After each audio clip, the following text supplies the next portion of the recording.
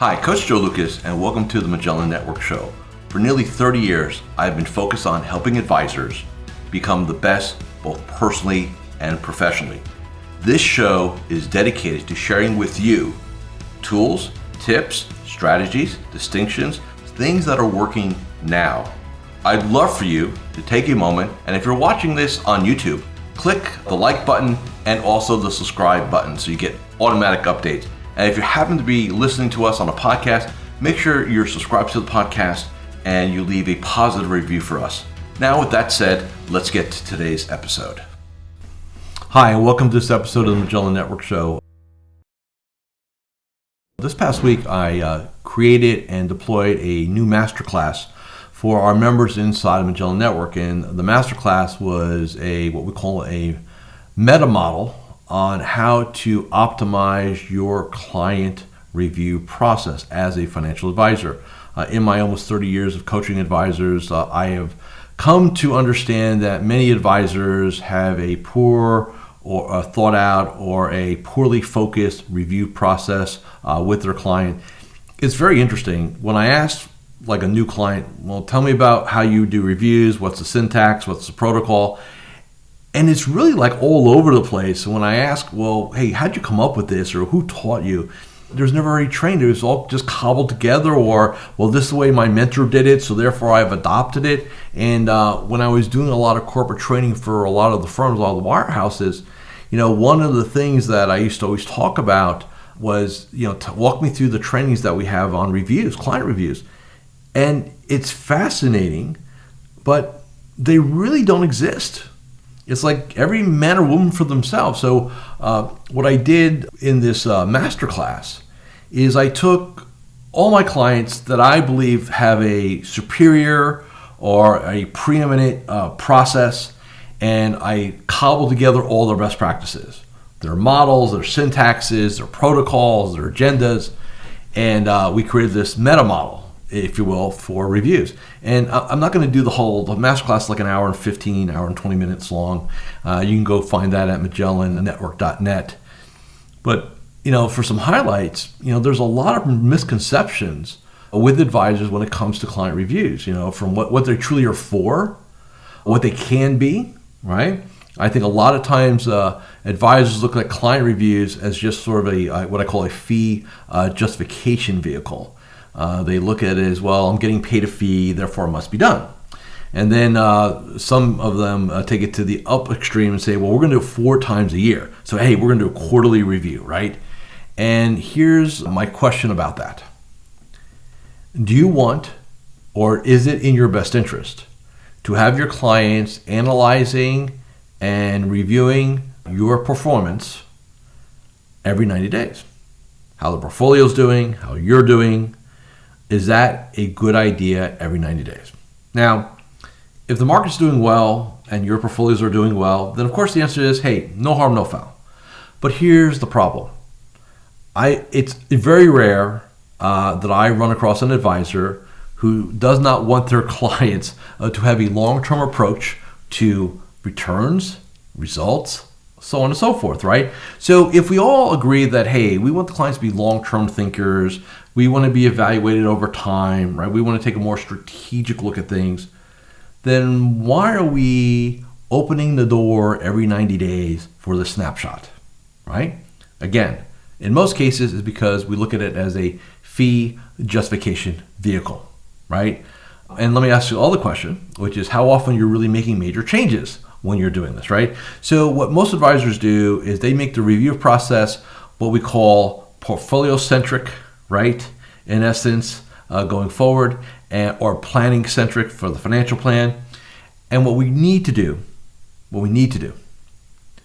is make it people-centric, client-centric, right? About the human being or beings there. So that's the first thing, right? It's like, why are we doing this? What's the goal, right? The other thing, quite frankly, is that not only do the advisors look at it as a fee justification vehicle or a client service thing, right, in essence, but their goal is to just kind of get it done, right? They kind of go into it, rinse and repeat. A lot of times you're talking at your client. You're talking about the portfolio, you're talking about the market, you're talking about the global economy, macroeconomics, right? All this stuff, boring your clients to tears. They will sit there and shake their head like they understand, but they're sitting there going, oh my God, when is this over, right? So why do we do that? Because we've never been taught to do anything other than that. So let me share with you, what I consider to be some blind spots and just some best practices here. Where again, we're not going to unpack a whole hour, 15-minute masterclass here in about 10, 12 minutes. But I want to give you a sense of, at least to inspire you, to motivate you, to whatever I need to do, to at least get you to think about yours and ask yourself, is this the best version of it, right, going forward? So, first off, I think a lot of advisors go into a review process with their clients, what I call a lot of biases or preconceived notions, biases. If there was a change in the client, they'll tell me. If there's more money, they'll tell me, right? There's this kind of bias that, well, if there's a change, if the client has new goals or new situation or new issues or new concerns or anything like that, that the client will bring to my attention. And quite frankly, in my experiences, most of the time, the exact opposite is true. You don't find out anything unless you ask, right? So I think that's number one. And look, there's no question. It's easier not to ask than to ask, right? So what that means for you, the advisor, is you can't just show up at a review meeting and just wing it, right? Just kind of show up and kind of go over like some script with no energy, no enthusiasm, like you're just kind of rinsing and repeating. It does not work, right? The goal in a review is to have no assumptions, zero, right? A terrible analogy I use, some of my analogies are better than others, this one maybe not, is, if you were going to your annual physical with your doctor, and so you're in the exam room, right? You're sitting there. They didn't ask you to put a robe on or disrobe. They didn't ask you to do anything like that, right? But there you are sitting on the exam table, fully dressed. And the doctor comes in and he or she, doesn't even walk towards you. Just kind of stays by the doorway, has your chart, looks you over, kind of maybe give you the once over and say, you look about the same as last year when you were here. I think you're good to go. And they sign off on it, right? And away we go, right? Tell me you would not be looking for a new doctor, right? But isn't that what a lot of advisors do? Isn't that where, hey, this is what we've got. This is, so here's our portfolio. Here's what we think, right? All this jazz. And away we go. Advisors miss out on so much opportunity to add value, to deepen relationships, to uncover issues, challenges, goals, opportunities, that let's just outline I'm going to give you the 50,000 foot view here today because just for time. But I want you to think about this for a second. I'm going to make a statement, and I just want you to open your mind to the possibility that the statement might be true. So here's the statement. A well thought out client review process can be one of the most powerful business development tools in any advisor's arsenal. Okay? Got that? Now, how do we arrive at that destination? Well, let me give you a protocol process / syntax, again, in a global frame. So one of the things that we're always going to want to do early in a review process with a client is ask about their health. And whenever I train on this, by the way, I always get like weird looks from the audience, whether it's Zoom or live, like health. Why are we going to ask our clients about their health? Like, isn't that sensitive information? Yeah, of course it's sensitive. But think about this for a second. Just kind of indulge me for a moment. Would you agree to this statement? If a person's health has had a drastic change, usually for the worst, is it possible it will alter their financial goals, their timelines, what's important to them? Would it cause them, in essence, to maybe reevaluate a lot of things, right? So we all like to think that, well, if there was something with our client that they would just bring it to us. And the reality is, a lot of times they don't. So you've got to learn to be comfortable asking the question. And if the client says, well, hey, why do you want to know that? And I say, well, look, in our experiences, if there's a health issue, a crisis, or something going on, there's a high probability it will impact financial goals, timelines, what's important, the bucket list, the list goes on and on. Wouldn't you agree? right? So there's always a way to put a frame around it so we understand that, right? Another question.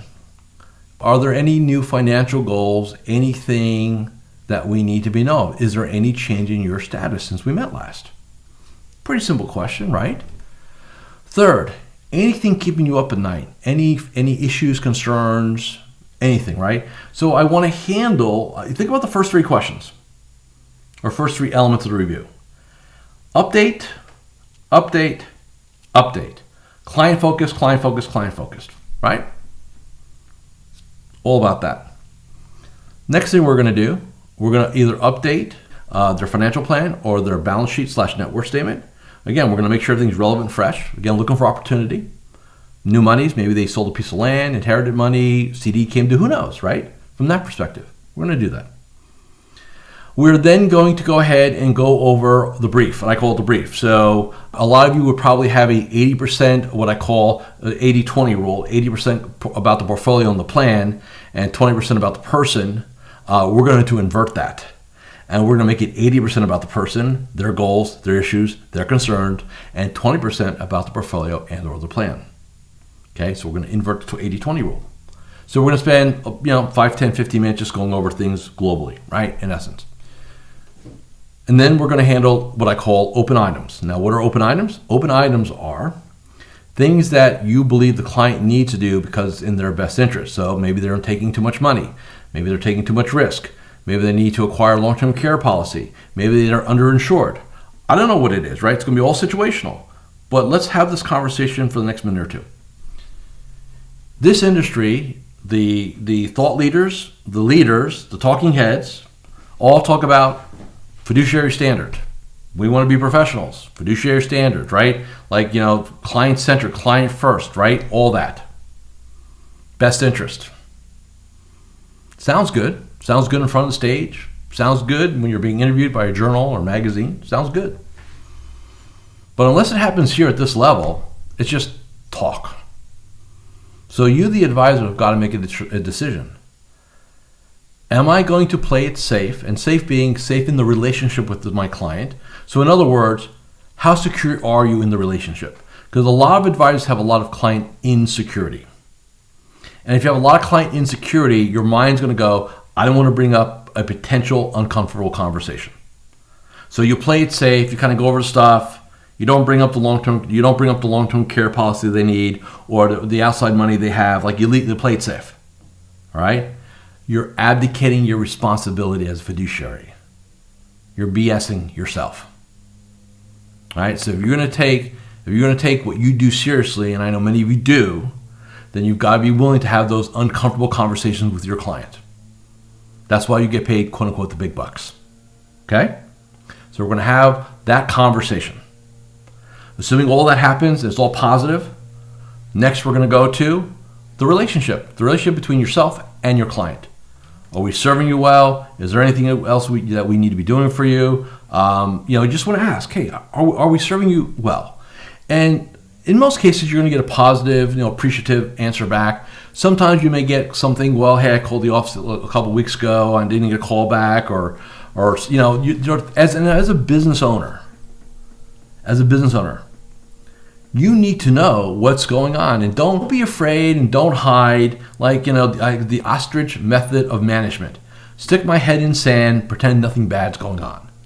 All that does is you can down the road, and little issues now become monsters, right? So ask, are we serving you well? Anything else we can be doing, right? Get some feedback. Like I said, 9 out of 10 times, you're going to get very positive feedback, appreciative feedback, and then we pivot into the last thing we want to cover in the review process, which is reminding the client that we're here as a resource, as a service to the client, for their friends, family, colleagues, and coworkers, when it comes to investments, finances, retirement planning, whatever, right? I'm giving you a very, very broad stroked outline of the protocol. Now I'll ask you, when you look at how you do your reviews, how does that line up to what I just said to you? And remember I said that the review process, I made a statement, and we're going to end this session with an explanation of the statement. Remember when I said that a well thought out review can be one of the most powerful business development tools in any advisor's arsenal? Remember I said that? Let me demonstrate that to you right now. Okay? What was one of the questions? Any new financial goals, right? Maybe there's a goal. Maybe there's an opportunity for me to add value. Number 2, any changes to financial status, right? So the inherent money, rob a bank, whatever, right? 3, we're going to update their balance sheet, which is a minimum standard of care that every advisor needs to have, right? So we have that. One thing we didn't cover, because I'm doing this again off my head, is that one of the other things we're going to cover in the review process is we're going to get an update on their CPA, their attorney, their property and casualty person, whomever. So we're going to make sure we understand who all their COIs are and make sure that all the beneficiaries are accurate also. So on the COI side, right, isn't that an opportunity to engage in some conversations, right, and to maybe find some strategic relationships? There's another one. How about beneficiaries? Conversations around that, right? Think about that. Open items, long-term care, outside money. I mean, so again, another business development opportunity, right? And what's lastly? Referrals and introductions. Hey, as a service to you, keep us in mind as a resource for friends, family, colleagues, and coworkers when it comes to anything money, investment, retirement planning related, or whatever you want to use, right? Think about the review process, again, globally laid out for you versus what you're currently doing. Imagine every review opportunity, or at least 90% of them, again, assuming they all go well, where it's really also a powerful business development tool. Right? I want you to think about that. And if you want to really see what this and experience the entire masterclass, all you need to do is go to MagellanNetwork.net and sign up for a trial. It's free, and as part of that free trial, you will get access to that masterclass. Okay? So until next time, be well, right? Let's go ahead and be successful. And I look forward to seeing you on our next episode. Thank you for watching or listening to this episode of the Magellan Network Show. Hey, if any of this resonated with you, I invite you to come to MagellanNetwork.net, and we have a powerful group coaching community of like-minded advisors. Come in for a trial. You and I will have a one-on-one conversation. Let's see if I can help elevate your game both personally and professionally.